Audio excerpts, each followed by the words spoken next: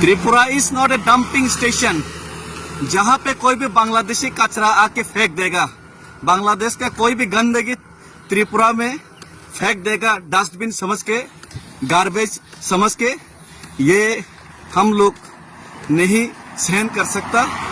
और जब तक त्रिपुरा का भूमिपुत्रों को उनका राइट्स नहीं मिलेगा तब तक हमारा लड़ाई और संग्राम जारी रहेगा। और जो बांग्लादेशी है वो जो इलीगल माइग्रेंट्स है वो खुद आके साबित करेगा और खुद आके मेरा गाली गलौज करेगा, खुद आके परिचय देगा कि मैं बांग्लादेशी हूँ। मैं तो किसी को चोर नहीं बोला, घर में चोर घुसा ये बोला, लेकिन जो चोर है वो आके बोलेगा घबराहट में कि मैं तो चोर नहीं हूँ।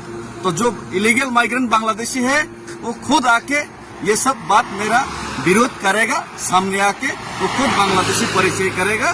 तो कोई एनआरसी का जरूरत भी नहीं, कोई आइडेंटिफिकेशन का जरूरत नहीं, वो लोग खुद आके परिचय करेगा।